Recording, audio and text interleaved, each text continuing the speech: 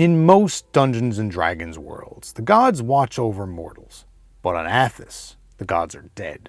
The seas have turned to dust, and wizards destroyed the world just by casting spells. Welcome to Darksun. When people talk about the most famous Dungeons and Dragons settings, you'll usually hear the same names over and over. Forgotten Realms, Greyhawk, maybe Dragonlands. But lurking in the shadows of these classics is a world that feels completely different from anything else D&D has ever produced. That world is Athas, the setting of Darksun. Darksun first appeared in 1991, and it immediately stood out. If most D&D settings are high fantasy, where shining knights and powerful wizards stride across the land, Darksun is closer to post-apocalyptic survival fantasy. It's Mad Max meets Conan the Barbarian, with a dash of heavy metal album cover thrown in for good measure. Athas is a desert planet where life itself is hard to come by. There are no lush forests, no thriving kingdoms, and no benevolent gods to call on. Instead, the world is a vast wasteland of dunes, silt seas, salt flats, and ruined cities. The land is scarred, the air burns hot, and water is more valuable than gold. But what really makes Darksun unique is how it flips familiar D&D ideas upside down. Magic isn't trusted here. It destroyed the world. Wizards are feared, and their power literally drains the life around them. Psionics, or mental powers, are everywhere. In most D&D worlds, they're rare curiosities. In Athas, almost everyone has a spark of psionic talent, from warriors to farmers. Gods don't answer prayers. Athas is a world cut off from the divine. Clerics instead draw power from the elements, while druids cling to whatever scraps of natural land remain. Even the fantasy races you think you know are transformed. Elves are nomadic raiders, dwarves are obsessive taskmasters, and halflings aren't cheerful woodland folk. They're cannibal hunters who dwell in the few surviving jungles. At the top of society are the Sorcerer-Kings, ancient tyrants who rule the scattered city-states with absolute power. Each one is part wizard, part scion, and part demigod, commanding armies of Templars who enforce their will. And looming over everything is the Dragon of Tyr, a monstrous being who demands yearly tribute in blood. The end result is a setting where survival itself is an adventure. Heroes cannot rely on magical gear because weapons are made of bone and stone. You don't raid dungeons looking for piles of treasure.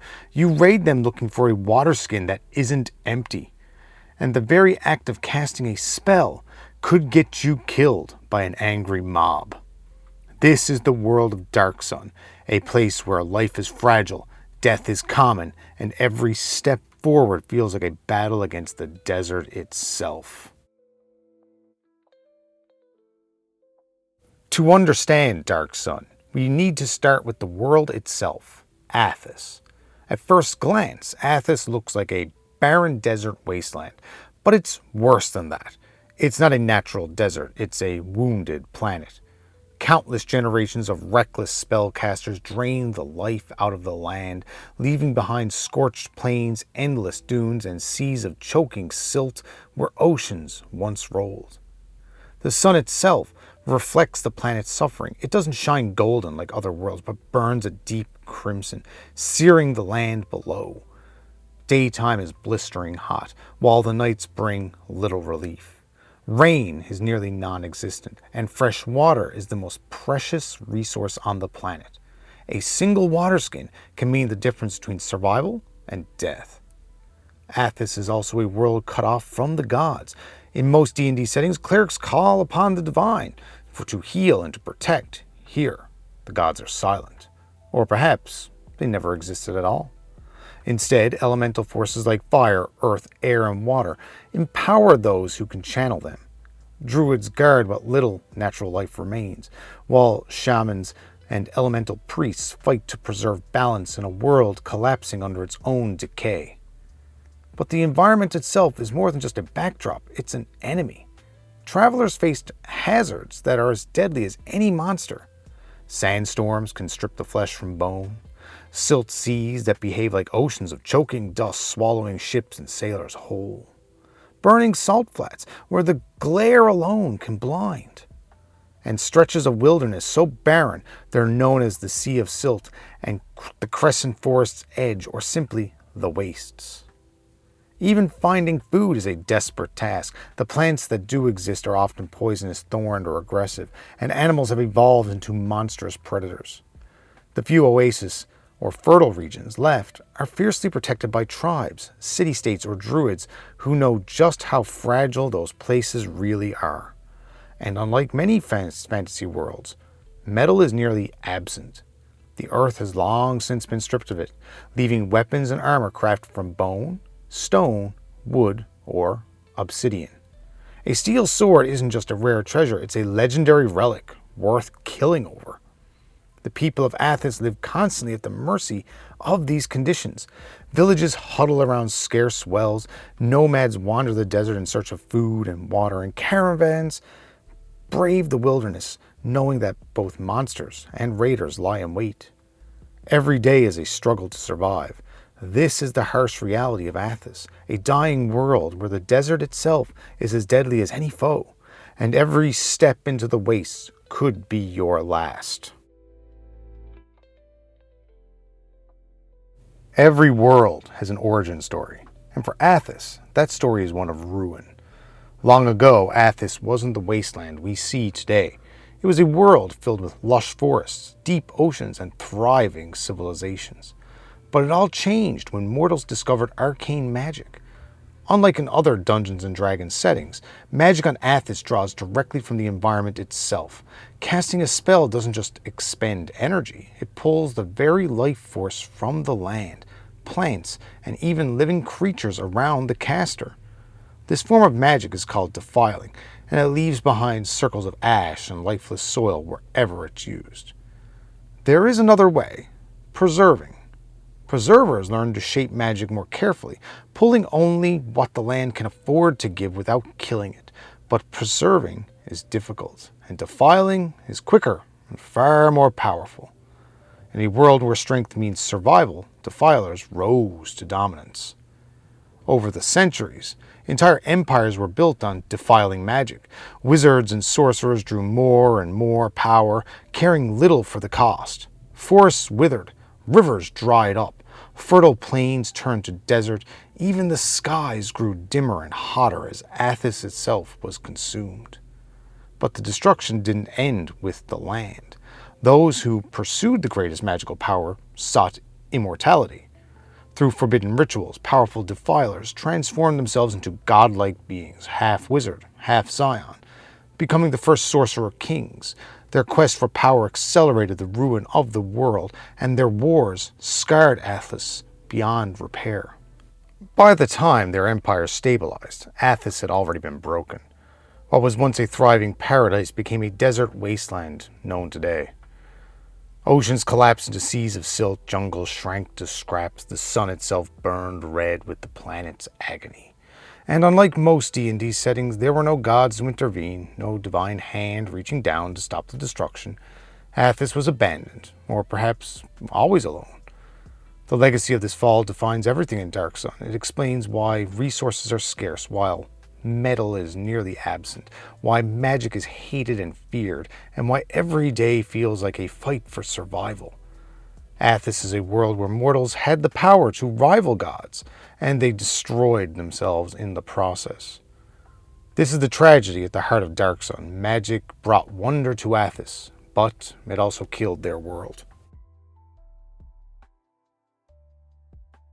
If Athas is defined by survival, then those that rule it are defined by domination.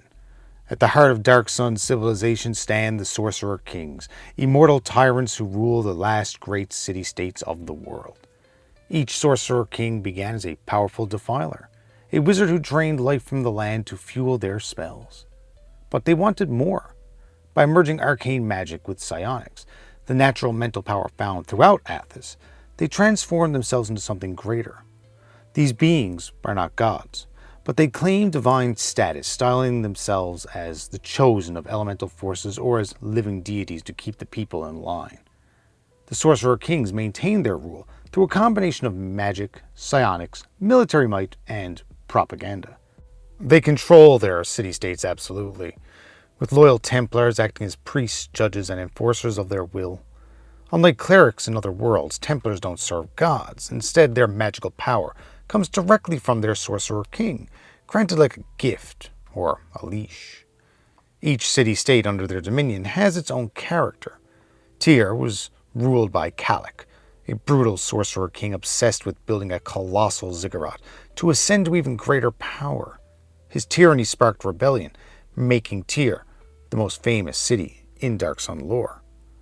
Nibene, called the Shadow King, cloaks his rule in secrecy and bureaucracy, hidden behind layers of officials and spies. Ram, under Abalakre, was notorious for decadence and chaos, with its ruler posing as a divine oracle. Ulrich, commanded by Hamananu, the Lion of Ulrich, is a militant city-state and one of the most disciplined armies on the planet. And, of course, Draj, led by Tektuktitle, is infamous for ritual sacrifices to maintain its bloody cult. There are more city-states, each one warped in its own way by the paranoia, cruelty, and hunger for power of its immortal ruler. Life under a Sorcerer-King is harsh. Slavery is common. Resources are hoarded and defiance is punished brutally. But there is a deeper truth about these tyrants, one that makes them even more dangerous. Each Sorcerer-King is on a path to transformation, slowly evolving into something far worse. Dragons. Not the metallic or chromatic dragons known in other settings, no. But singular, monstrous beings born from the fusion of defiling magic and psionics. On Athas, the dragon is not a species, it is a singular terror, a symbol of ultimate destructive power. The Sorcerer-Kings inch closer to this form with every act of defiling. The city-states are the last bastions of civilization on Athas, but they are also prisons. To live within their walls is to survive at the whim of an immortal tyrant. To live outside is to face the wastes, raiders, and monsters. For most people, there is no choice at all. This balance of desperation and oppression is what makes the Sorcerer-Kings so compelling. They are not just rulers, they are the architects of Athas' suffering, reminders of the world's fall, and living warnings of the price of unchecked power. On most D&D worlds, magic is a great equalizer, but on Athas, where arcane magic is feared and hated, a different force takes center stage: psionics. Nearly every living creature on Athas has some spark of psionic ability, from wild beasts in the desert to ordinary farmers in the fields. Mental powers are woven into the fabric of everyday life. This is one of the most distinctive features of Darksun, where in other settings a psion is rare, in Athas they're common, even expected. Psionics take many forms. Some people develop simple gifts like the ability to communicate telepathically, move small objects with a thought, or sharpen their senses. Others train to unlock devastating talents, conjuring psychic blasts, shaping matter with their minds, or manipulating time and space itself. Entire cultures on Athas have built around this power. Merchant houses employ psionists to guard their caravans. Gladiators in the arenas use mental powers to enhance their combat, dazzling the crowds. Even out in the wilds, survival often depends on psionic talent, whether it is to hunt or fight off predators or simply to find water beneath the sand. But at the highest levels, psionics become something else entirely. The Sorcerer-Kings themselves rely on psionics to maintain their rule. Some are said to rival even the mightiest dragons of other worlds, not through spells, but through pure mental dominance. The Templars, too, are often combine the blessings of their tyrant with their own psionic training, making them doubly dangerous. And then there are the secret orders. Across Athas, hidden psionic societies gather to preserve knowledge, train initiates, and resist the control of the city-states. Some are noble, seeking to protect Athas from further destruction. Others, of course, are ruthless, willing to wield their mental gifts for domination or revenge. Psionics also shape Athas' monsters. Many of the twisted beasts that stalk the wastes possess psychic abilities on their own. Whether it's their deadly mind powers, or a psionic predator with the strange defenses of desert horrors. Facing such creatures requires not only strength but mental resilience. For adventurers, psionics is both a blessing and a curse. It is the one power that doesn't defile the world, and so it's often the only form of supernatural force that can be used openly without fear of mob justice. But it also marks you as dangerous, and in a land ruled by paranoid tyrants, being too gifted is its own kind of a death sentence. On Athas, the mind is often stronger than steel, and those who can master psionics stand the best chance of surviving. But power on this scale, well, it always has a price. And in the deserts of Darksun, nothing remains uncontested for very long. If the Sorcerer-Kings dominate the cities, the desert itself dominates everything else. Survival in the wastes of Athas is not just difficult, it is a defining struggle of daily life. The world is parched and hostile. Water is scarce, often more valuable than gold. Travelers must carry every drop they find, knowing that a single day without it can mean death. Villages rise around hidden springs or ancient cisterns, and wars are fought not for treasure, but for wells. Food is no less precious. Farming in the blazing sun requires ingenious methods.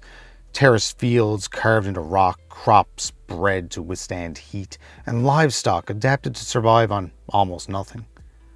Even then, most people rely on barter and trade caravans for sustenance, and hunger is a constant companion. The danger of the desert is more than thirst and hunger, though. Sandstorms can strip flesh from bone, the burning heat can kill the unprepared within hours, and the wastes are filled with predators unlike anything else in Dungeons & Dragons. Giant insects, scaled horrors, and psionic monstrosities all stalk the open desert, hungry for the unwary. This constant struggle for survival shapes Athasian culture. Hospitality is rare, because every resource given to another is one less for yourself. Strangers are often met with suspicion, if not outright hostility. And while alliances do exist, they are fragile, tested by scarcity and desperation. Yet, there is resilience too. Nomadic tribes roam the sands, mastering the rhythms of the deserts. Elves, taller and leaner than their kin in other worlds, run incredible distances and incredible pace to trade and raid between settlements. The insect-like Thri-Kreen travel in packs, hunting with alien-like precision, surviving where others would fall. And hidden communities, whether escaped slaves, halfling enclaves in the forests, or rebels in the hills, find ways to carve out a fragile existence against all odds. For adventurers, this environment becomes a crucible, every journey requiring planning, water, shade, mounts, and psionic endurance. Treasure hoards are worthless without supplies to carry you back alive. Even victory in battle can become meaningless if the fight costs too much water, too much energy, or draws the attention of the wastes. In Athas, the question isn't just, can you defeat the monster? It's, can you survive the desert after you defeat the monster? And that is what makes the Darksun setting so uniquely brutal. Every choice matters, and every mile across the sands is in its own adventure. To understand Athas, you have to know that the desert world we see today is not the one that always was. Long ago, Athas was a fertile and green world. Seas sparkled under the sun, forests stretched for miles, and civilizations thrived with art, trade, and magic. It was a world full of promise, but it was also a world that discovered arcane magic. Unlike other planes where magic draws energy from the weave or the gods, on Athas it came from the very essence of life itself. Wizards quickly learned that to fuel their spells, they could drain this essence from the world around them. At first, this seemed harmless. A field turned fallow, a few trees withered, a patch of land grew barren. But as the practice spread, so did the devastation. Wizards consumed life to power their spells, and entire landscapes withered into dust. Two paths soon emerged: the defilers, who took magic recklessly, leaving nothing but ash in their wake, and the preservers, who tried to practice their craft carefully, minimizing the destruction. But even preservers couldn't stop the tide of ruin once defilers gained dominance. As defilers rose to power, the world began to collapse. Fertile plains turned to desert, seas evaporated, and forests burned to dust. The balance of nature broke, and species after species after species went extinct. Crops failed, animals perished, and famine spread across once thriving kingdoms. And in the chaos, the most ambitious of these defilers rose higher still. They learned to combine arcane power with psionics, transforming themselves into immortal tyrants, the Sorcerer-Kings. To fuel their rise, they drained even more from the land, accelerating the devastation. This was the Cleansing Wars, a campaign of genocide and conquest. The champions of the Sorcerer-Kings, each devoted to exterminating a specific race, scoured Athas in blood and fire. Races like orcs, goblins, trolls, and others were driven to extinction. What was left of Athas's diversity was forever shattered. When the dust settled, the world was broken. The lush oceans had become a lifeless sea of silt. Once fertile fields were now endless desert. And the only powers that remained were the Dragon of Athas, the immortal Sorcerer-Kings, and their Templars. Athas, as they knew it, sun-scorched, dying and desperate, was born from this collapse. And the people alive today live among those ruins, clinging to survival on the bones of a once great world. At the heart of Athas's nightmare stands the most feared being in the world, the Dragon of Tyr. To most Athasians, the dragon is not a creature of myth, but a living force of terror. Every city-state dreads its coming, for the dragon demands a tithe of thousands of lives each year. Refuse, and the dragon will destroy your city utterly. But what is the dragon? In truth, the Dragon of Tyr is not a natural being at all. It is the result of defiling magic pushed to its absolute extreme. The first defiler to attempt this transformation was Rajat, the first sorcerer who unlocked the secret of turning a mortal into something even greater, a being both arcane and psionic, fueled by the life force of the world itself. Through this process, the dragon became something beyond imagination, a massive, scaled monstrosity with godlike psionics and devastating magical power. No army can stand against it, no fortress can withstand its fury. And so, the dragon rules in terror, ensuring the survival of the Sorcerer-Kings by keeping the people too afraid to rise against them. The Sorcerer-Kings themselves, the immortal tyrants of the city-states, are echoes of that same transformation.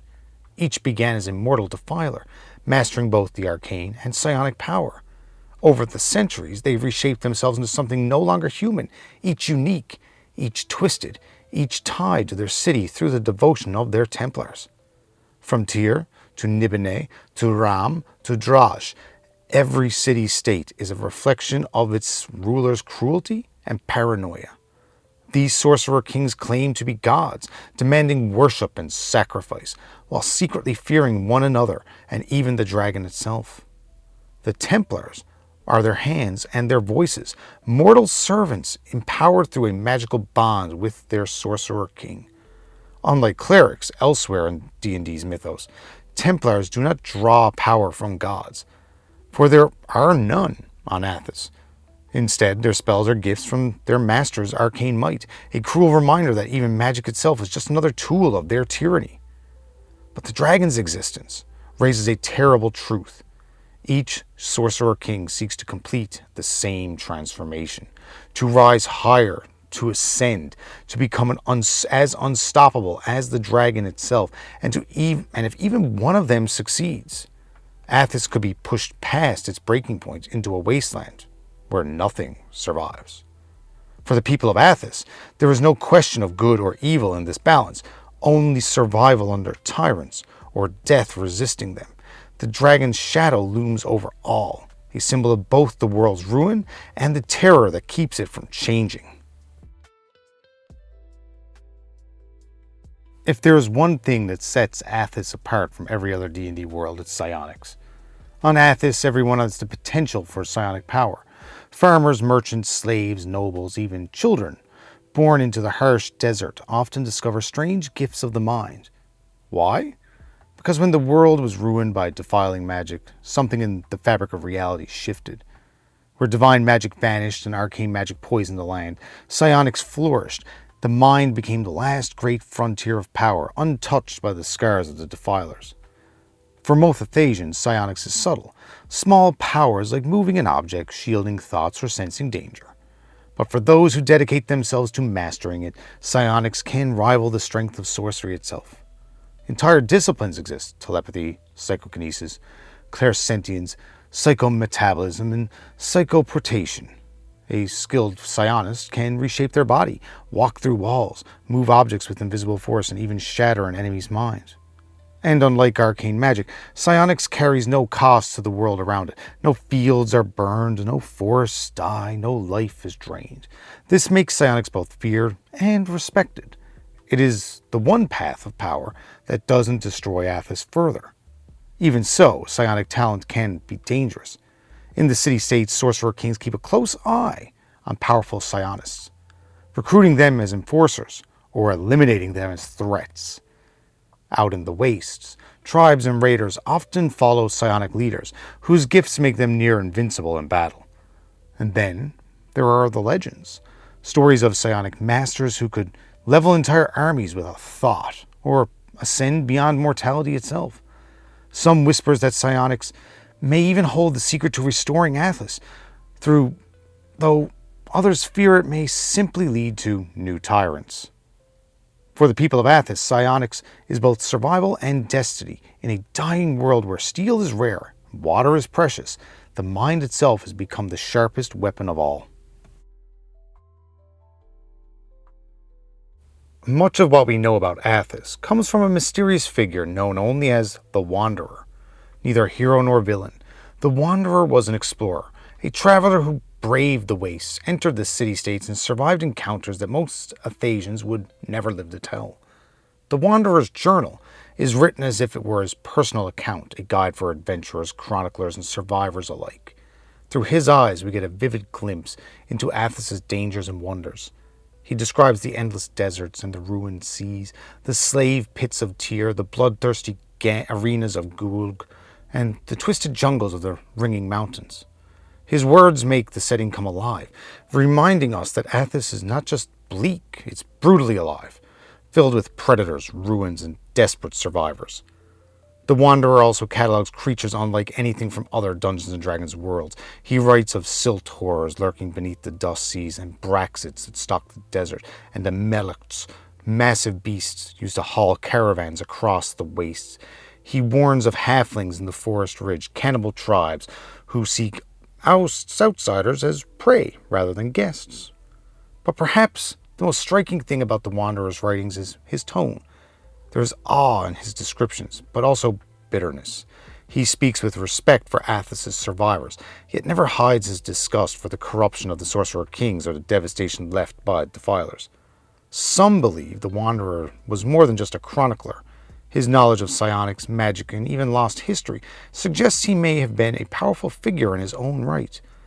Others think the journal is a collection of many voices, gathered under a single name to protect the writers from retribution. Whatever the truth, the Wanderer's words remain one of the greatest legacies of Athas. Without him, the world might feel like nothing but dust and despair. But through his journal, we see that Athas is still a place of stories, legends, and the desperate hope of survival. Despite the controversies, the difficult themes, and the long periods without any official support, Darksun has endured as one of Dungeons & Dragons' most memorable settings. Its appeal lies in what makes it unique, a world defined by scarcity, moral ambiguity, and survival under an unforgiving sun. Unlike most fantasy settings, Darksun doesn't rely on gods, endless treasures, or simple evil villain plots. Here, every decision matters. Survival isn't guaranteed, and morality is often a luxury. Players and dungeon masters are forced to think creatively. How do you conserve water in a desert? How do you navigate politics in a city ruled by an immortal Sorcerer-King? How do you fight a psionic predator without any steel weapons? These questions create a high-stakes experience unmatched in other D&D worlds. The aesthetics of Athas are also very unforgettable.